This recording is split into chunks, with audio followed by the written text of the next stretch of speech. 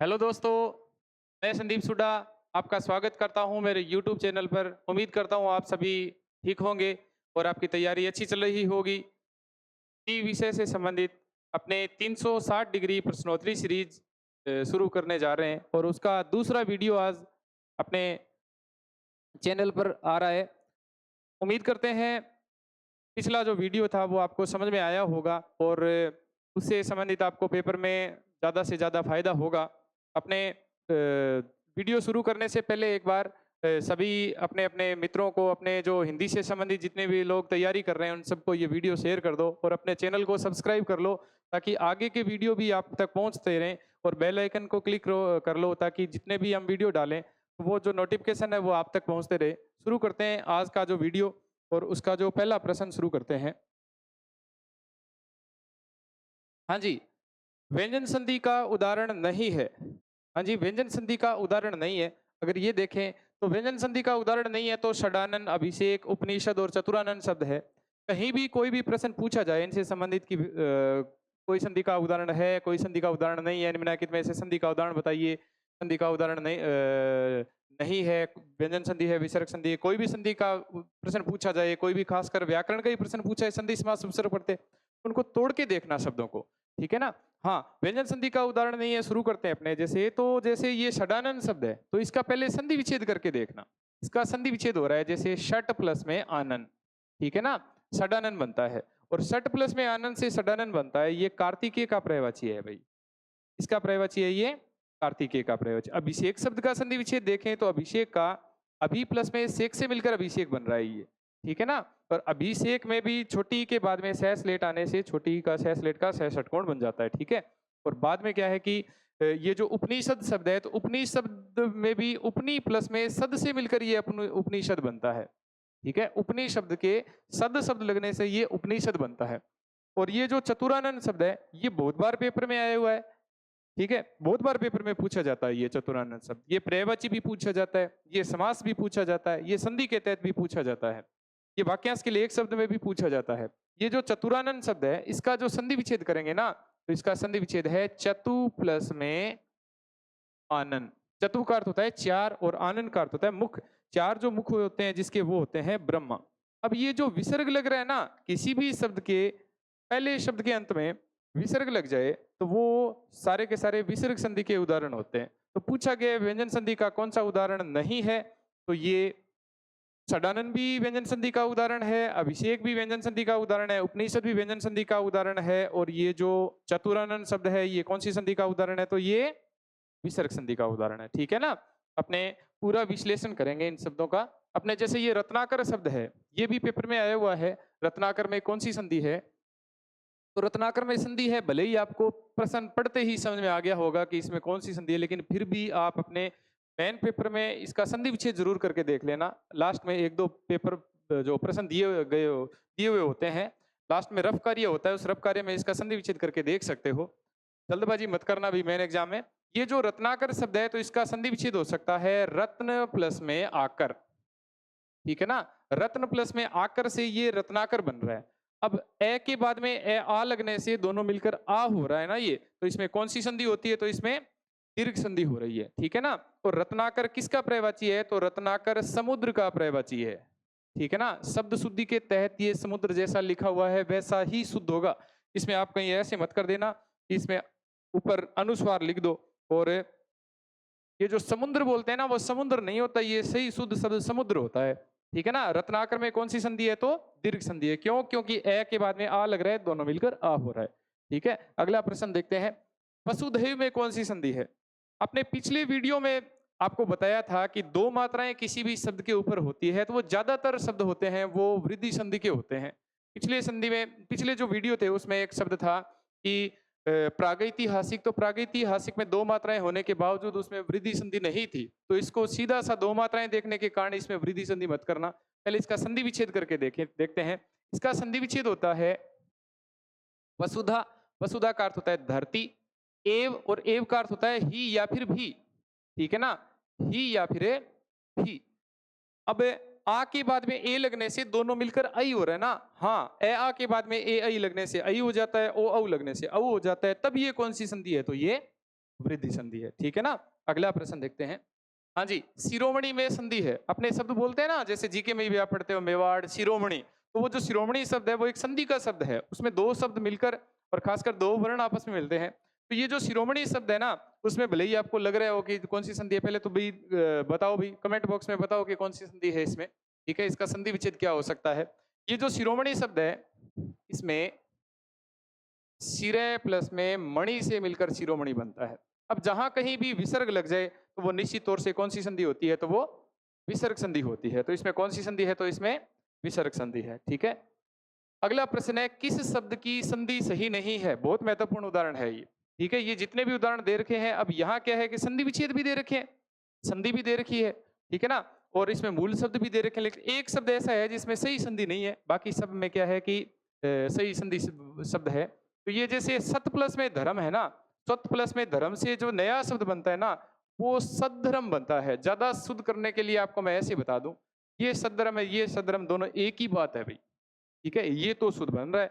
महा प्लस में उदय से महोदय बन रहा है गुण संधि के तहत, ये भी सही है, ठीक है? हाँ, सत प्लस में नारी। अब यहाँ तय के बाद में कोई भी अनुनासिक ध्वनियां आती है, नासिक ध्वनियां, तो ये तय भी नासिक के ध्वनि में बदल जाता है अपने पांचवें में। सत प्लस में नारी है ना, ये शुद्ध शब्द होता है सन्नारी, ठीक है ना। कौन सा शब्द होता है? तो सन्नारी, ये अशुद्ध है। ये वर्षा प्लस में ऋतु, वर्षर्तु बन रहा है। ये ए आ के बाद में री आ जाए तो दोनों मिलकर ये अर बनता है, ठीक है ना, ये अर बन रहा है। ये कौन सी संधि के तहत बन रहा है? तो ए आ के बाद में री आ जाए तो दोनों मिलकर अर हो जाता है, वो गुण संधि का नियम होता है, ठीक है ना। अगला प्रश्न देखते हैं, इनमें से किस शब्द की संधि सही नहीं है? ठीक है, इनमें से किस शब्द की संधि सही नहीं है? हाँ जी, अधि प्लस में आदेश अध्यादेश, अधि प्लस में अधीन अध्याधीन, अधि प्लस सॉरी अभी प्लस में आगत अभ्यागत, और अभी प्लस में अर्थी से अभ्यर्थी बन रहा है। अब देखो, अधि प्लस में आदेश से अध्यादेश बनता है, सही है संधि विच्छेद, ठीक है। और इसमें कौन सी संधि हो रही है? तो इसमें यण संधि हो रही है। हाँ, अधि प्लस में अधीन से, ये देखो, अधि प्लस में अधीन, यही लग गया ये। यहाँ ई के बाद में ए समान स्वर आ जाए तो ई का तो ये बन जाता है, ए उसको पूरा कर देता है, तो ये अध्ययधीन नहीं बनता, बल्कि ये तो क्या बनता है? अध्ययधीन, ऐसे बनता है, ठीक है। ये तो अध्याधीन है, ठीक है, तो ये गलत है, इसका संधि विच्छेद सही नहीं है। अभी प्लस में आगत से अभ्यागत बनता है, इसमें भी कौन सी संधि है? तो इसमें यण संधि है, ठीक है। इसमें अभी प्लस में अर्थी से अभ्यर्थी बन रहा है, तो इसमें भी कौन सी संधि है? तो इसमें यण संधि है। हाँ जी, चारों के चारों यण संधि के उदाहरण है। पेपर में ऐसा भी आ सकता है कि कौन सा ऐसा शब्द है जिसमें यण संधि का उदाहरण नहीं है, ये यण संधि का सही संधि विच्छेद नहीं है, ठीक है, ऐसे भी आ सकता है पेपर में। हाँ जी, इसमें अगर सारे के सारे शब्दों में उपसर्ग देखा जाए तो ये अधि उपसर्ग है, ये अधि उपसर्ग है, ये अभी उपसर्ग है और ये अभी उपसर्ग है। इसके तहत आ उपसर्ग भी है, अधि उपसर्ग भी है, आ उपसर्ग भी है, ठीक है ना। इन तीनों में 2 उपसर्ग लगते हैं और इसमें कितना लगता है? तो इसमें एक ही उपसर्ग जुड़ रहा है। अगर उपसर्ग से संबंधित भी प्रश्न आ सकते हैं। हाँ जी, अगला आपने देखते हैं, इनमें से किस शब्द की संधि सही है? बहुत महत्वपूर्ण है। ये स्कूल व्याख्याता 2016 वाले में आया था और ये सेकंड ग्रेड 2018 वाले में भी आया था। प्रश्न ऐसे रिपीट होते हैं और अभी ये 2020 वाले में या 2022 वाले सेकंड ग्रेड में भी प्रश्न पूछा गया था। राम प्लस में ईस, पहला ही संधि विच्छेद पूछा गया है कि किस शब्द में संधि सही है। तो राम प्लस में ईस देखे ना, तो राम प्लस में ईस तो रामेश होता है ये तो, और इसका अगर संधि विच्छेद देखें तो इसका संधि विच्छेद रमा प्लस में ईस होता है, ठीक है, ये तो गलत है। हाँ जी, ध्वनि प्लस में अर्थ, वही अभी अभी प्लस में अधि प्लस में अधीन सी बात है कि अध्याधीन बना रहा था, वहीं ये भी यहाँ ध्वनि प्लस में अर्थ से ध्वन्यार्थ बन रहा है, ये ध्वन्यार्थ नहीं होता, ये ध्वन्यर्थ होता है। ऐसे यण संधि के तहत, ठीक है ना, इसमें कौन सी संधि है? तो इसमें गुण संधि है भाई, ठीक है। हाँ जी, उत्तर प्लस में अयन से उत्तरायण, ये देखो यहाँ तो अगर ये उत्तर प्लस में अयन से तो उत्तरायण बन रहा था, यहाँ तो सीधा सही देखें तो एक तय है और आगे 2 तय लग रहा है, ये वैसे ही शुद्ध हो रहा है, ठीक है ना। हाँ, अगला शब्द देखें तो पितरी प्लस में आज्ञा से पित्राज्ञा, ये देखो पितरी प्लस में आज्ञा से पित्राज्ञा बन रहा है ना, इसमें री के बाद में एस मान स्वर आ रहा है तो री का रे बन रहा है, बाद में आगे ध्वनि बन रही है, ये शुद्ध शब्द है। और ये कौन सी संधि का उदाहरण है? तो ये यण संधि का उदाहरण है, ठीक है ना। इन तीनों में कौन सी संधि है? इन तीनों में अगर ये शुद्ध शब्द हो तो रमा प्लस में ई से रमेश बनता है, राम प्लस में ई से रामेश बनता है, ध्वनि प्लस में अर्थ से ध्वन्यर्थ बनता है, उत्तर प्लस में एन से उत्तरायण बनता है। यहाँ 2 मात्रा हो तो पितृ प्लस में आज्ञा से पित्रागय यण संधि का उदाहरण है। अगला देखते हैं। हाँ जी, मनवंतर में कौन सी संधि है? मनवंतर में संधि है, ऐसे प्रश्न पीछे पेपर में आया हुआ है ये। जैसे इसका संधि विच्छेद करेंगे ना, तो इसका संधि विच्छेद होता है मनु प्लस में अंतर। अब ऊ के बाद में एस मान स्वर आ जाता है तो ऊ का व बन जाता है। ऊ के बाद में एस मान स्वर आ जाए तो ऊ का वह बन जाता है, बाद में वह पूरा हो जाता है क्योंकि ए लग रहा है और न अधूरा रह जाएगा तो मनवंतर। कौन सी संधि है? तो इसमें यण संधि है। ई के बाद में एस मान स्वर आने से ई का ये, ऊ के बाद में एस मान स्वर आने से ऊ का वह, और री के बाद में एस मान स्वर आने से री का रे बनता है। जैसे पितृ प्लस में आज्ञा से पित्राज्ञा बन रहा था, ठीक है ना। अपने जैसे अगला पढ़ते हैं महामात्य।